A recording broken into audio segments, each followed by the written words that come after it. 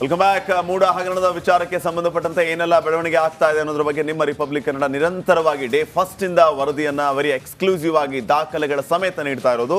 ಈಗ ಮುಂದುವರೆದ ಭಾಗವಾಗಿ ಮೂಡ ವ್ಯೂಹದಲ್ಲಿ ಟಗರಿಗೆ ಟೆನ್ಷನ್ ಜಾಸ್ತಿ ಆಗ್ತಾ ಇದೆ.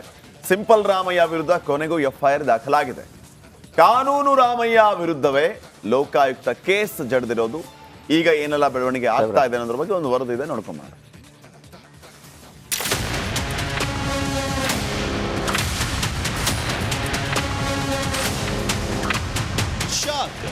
Back to back shock. ಮೂಡ ವ್ಯೂಹದಲ್ಲಿ ಸಿಲುಕಿದ್ದ ಸಿಎಂಗೆ ಬ್ಯಾಕ್ ಟು ಬ್ಯಾಕ್ ಶಾಕ್ ಎದುರಾಗಿದೆ. ನಿವೇಶನ ಪಡೆದ ಹಗರಣದಲ್ಲೇ ಸಿಎಂ ಸಿದ್ದರಾಮಯ್ಯ ವಿರುದ್ಧ ಕೊನೆಗೂ FIR ದಾಖಲಾಗಿದೆ. ಸಿದ್ದರಾಮಯ್ಯ ತವರಿನಲ್ಲಿದ್ದಾಗಲೇ ಮೈಸೂರು ಲೋಕಾಯುಕ್ತದಲ್ಲೇ ಕೇಸ್ ದಾಖಲಾಗಿದೆ.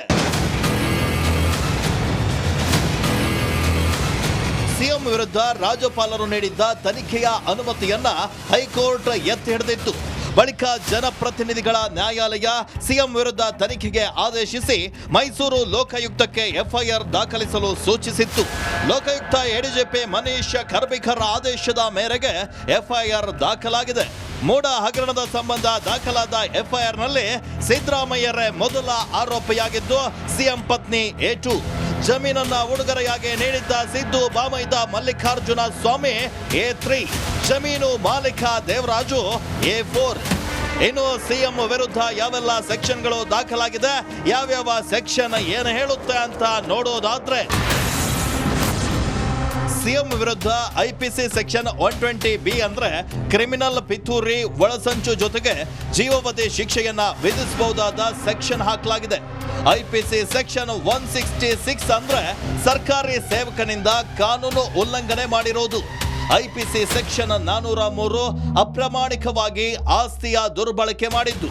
ಇನ್ನು IPC ಸೆಕ್ಷನ್ 406 ನಂಬಿಕೆ ದ್ರೋಹ, IPC ಸೆಕ್ಷನ್ 420 ವಂಚನೆ, IPC section 426 ಕಿಡಿಗೇಡಿತನ, IPC section 465 forgery. ಹೀಗೆ IPC 468, 390, 351, 9, 13 ಸೆಕ್ಷನ್ಗಳನ್ನ ಜಡಿಯಲಾಗಿದೆ. ಲೋಕಾಯುಕ್ತದಿಂದ ನಮಗೆ ನ್ಯಾಯ ಸಿಗಲ್ಲ ಅಂತ ಕೇಸನ್ನ CBIಗೆ ವಹಿಸಲು ದೂರುದಾರರ ಸ್ನೇಹಮಯಿ ಕೃಷ್ಣ ಕಾನೂನು ಸಮರ ಸಾರಿದ್ದಾರೆ. ಸರ್, ಈ ಕಾರಣದಿಂದ ನಾನು ಮೊದಲಿಂದ ಹೇಳ್ತಾ ಇದ್ದೀನಿ. ಸೊ ಲೋಕಾಯುಕ್ತದಿಂದ ಈ ಪ್ರಕರಣ ತನಿಖೆ ನಡೆಸೋಕ್ಕೆ ಅವಕಾಶ ಕೊಡಲ್ಲ. ನಾವು CBIನ ತನಿಖೆ ನಡೆಸೋಕ್ಕೆ ಏನು ಪ್ರಯತ್ನ ಮಾಡಬೇಕು ಅದು ಕಾನೂನು ಪ್ರಯತ್ನ ಮಾಡ್ತೀವಿ ಅಂತೇಳಿ. ಸೊ ಈಗಲೂ ಕೂಡ ಅದೇ ನಿರಂತರ ಪ್ರಯತ್ನ ನಡೀತಾ ಇದೆ. ನಾವು ಈ ಪ್ರಕರಣ ಖಂಡಿತವಾಗಿ CBIಗೆ ಕೊಡಿಸುವಂಥ ಎಲ್ಲ ಕೆಲಸ ಮಾಡ್ತೀವಿ. ತನ್ನ ರಾಜಕೀಯ ಜೀವನದಲ್ಲಿ ಒಂದೇ ಒಂದು ಕಪ್ಪು ಚುಕ್ಕೆ ಇಲ್ಲ ಅಂತಿದ್ದ ಸಿದ್ದರಾಮಯ್ಯ ಈಗ ಮೂಡ ಬಲೆಯಲ್ಲಿ ಸಿಲುಕಿ ವಿಲ ವಿಲ ಅಂತ ಒದ್ದಾಡ್ತಾ ಇದ್ದಾರೆ. ಕಾನೂನು ರಾಮಯ್ಯ ಅದೇ ಕಾನೂನು ಕುಣಿಕೆಯಿಂದ ಹೇಗೆ ಬಚಾವಾಗ್ತಾರೆ ಅನ್ನೋದೇ ಸದ್ಯದ ಪ್ರಶ್ನೆ. ವಿನೋದ್, ರಿಪಬ್ಲಿಕ್ ಕನ್ನಡ, ಮೈಸೂರು.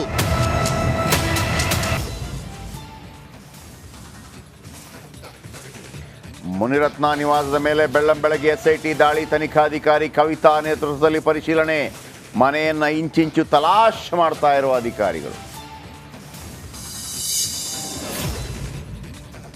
ಸಿದ್ದರಾಮಯ್ಯಗೆ ಮೂಡ ತನಿಖೆ ತಲೆಬಿಸಿ. ಲೋಕಾಯುಕ್ತದಿಂದ CBIಗೆ ಹೋಗುತ್ತಾ ಸೈಡ್ ಕೇಸ್. ಕೇಂದ್ರ ತನಿಖಾ ಸಂಸ್ಥೆ ಕದ ಬಡಿಯಲು ಸ್ನೇಹಮಯಿ ತಯಾರಿ. ನಾನು ಹೋರಾಟನ ಮುಂದುವರಿಸಬಾರ್ದು. ಈ ಕಾರಣದಿಂದ ಈ ಥರ ನಾನು ವಿರುದ್ಧ ಸುಳ್ಳು ಆರೋಪಗಳು ಮಾಡ್ತಾ ಇದ್ದಾರೆ. ಇದ್ಯಾವುದಕ್ಕೂ ಕೂಡ ನಾನು ಬಗ್ಗಲ್ಲ, ಜಗ್ಗಲ್ಲ, ಹಿಂದೆ ಹೆಜ್ಜೆ ಇಡಲ್ಲ. ನನ್ನ ಹೋರಾಟವೇನಿದೆ ಅದು ಮುಂದುವರಿಸ್ತೀನಿ. ದೂರುದಾರರ ವಿರುದ್ಧ ಸಮರಕ್ಕಿಳಿದ್ರ CM. ಸ್ನೇಹಮಯಿ ಕೃಷ್ಣರ ಹಳೆ ಕೇಸ್ಗಳಿಗೆ ಮರುಜೀವ, ಬೆದರಿಕೆಗಳಿಗೆ ಜಗಲ್ಲ ಬಗಲ್ಲ ಅಂತ ಪಾಟಿ ಸವಾಲು. ಬೇಲ್ಗಾಗಿ ಕಾಯ್ತಿದ್ದ ದಾಸಾಗೆ ಮತ್ತೆ ನಿರಾಸೆ. ಡಿ ಗ್ಯಾಂಗ್ ಮೇಲೆ ಆರೋಪ ಹೊರಿಸಿದ ಪವಿತ್ರ ಗೌಡ ವಕೀಲರು. ಲಿಪ್ಸ್ಟಿಕ್ ರಾಣಿಯದ್ದು ತಪ್ಪೇ ಇಲ್ಲ ಎಂದು ವಾದ.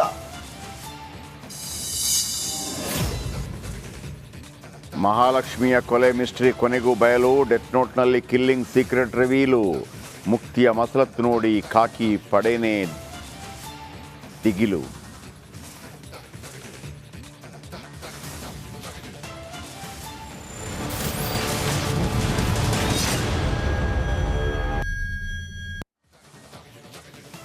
ಸಿದ್ದರಾಮಯ್ಯ ವಿಚಾರವಾಗಿ ಈಗಾಗಲೇ ಏನೆಲ್ಲ ಬೆಳವಣಿಗೆ ಆಗ್ತಾ ಇದೆ ಅನ್ನೋದನ್ನ ತಾವು ಗಮನಿಸ್ತಾ ಇರೋದು ಒಂದು ಕಡೆ. ಆದರೆ ಮತ್ತೊಂದು ಕಡೆ ಸಿದ್ದರಾಮಯ್ಯ ವಿರುದ್ಧ ಮೈಸೂರು ಲೋಕಾಯುಕ್ತದಲ್ಲಿ FIR ದಾಖಲಾಗ್ತಾ ಇದ್ದಂತೆ ಟೆನ್ಷನ್ ಮೇಲೆ ಟೆನ್ಷನ್ ಶುರುವಾಗಿದೆ.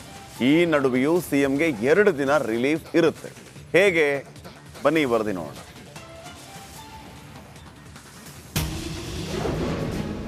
ಒಂದೇ ದಾಖಲೆ, ಒಂದೇ ಸಮಯ, 2 ತನಿಖೆ. ಮುಡಾ ದಾಖಲೆ ಸೀಸ್ ಮಾಡಲಿರುವ ಲೋಕ.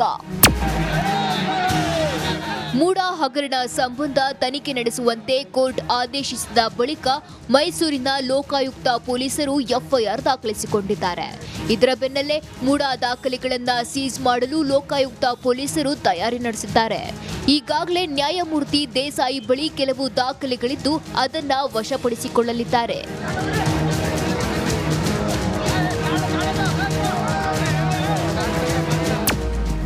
ದೇಸಾಯಿ ನೇತೃತ್ವದಲ್ಲಿ ಮುಡಾ ಹಗರಣ ತನಿಖೆ ನಡೆಯುತ್ತಿದ್ದು, ಮೂಲ ದಾಖಲಾತಿಗಳ ನಕಲು ಪ್ರತಿ ಮಾಡಿಕೊಂಡು ತನಿಖೆ ಮಾಡಬೇಕಾದ ಪರಿಸ್ಥಿತಿ ಇದೆ.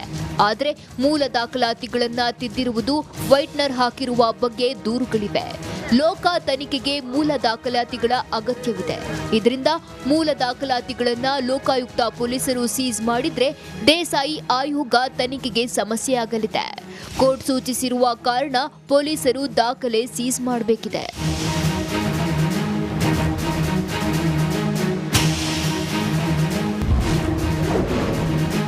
ದಾಖಲೆ ವಿಚಾರದಲ್ಲಿ ಉಂಟಾಗಲಿದ್ಯಾ ಕಿತ್ತಾಟ? ತನಿಖೆ ಟೆನ್ಷನ್ ನಡುವೆಯೂ ಸಿಎಂ ಸಿದ್ದರಾಮಯ್ಯಗೆ 2 ದಿನ ರಿಲೀಫ್ ಸಿಗಲಿದೆ. ಇಂದು ಮತ್ತು ನಾಳೆ ಲೋಕಾಯುಕ್ತ ಕಚೇರಿಗೆ ರಜೆ ಇದ್ದು 2 ದಿನ ಸಿಎಂಗೆ ರಿಲ್ಯಾಕ್ಸ್ ಇರಲಿದೆ. ಸೋಮವಾರದ ನಂತರ ಪೊಲೀಸರು ತನಿಖೆ ನಡೆಸಲಿದ್ದಾರೆ. ಯಾವೆಲ್ಲ ಮಾಹಿತಿ ಸಂಗ್ರಹಿಸಲಿದ್ದಾರೆ, ಯಾವ ತಿರುವು ಪಡೆಯಲಿದೆ ಅಂತ ಕಾದ್ ನೋಡಬೇಕಿದೆ. Bureau report, republic Kannada.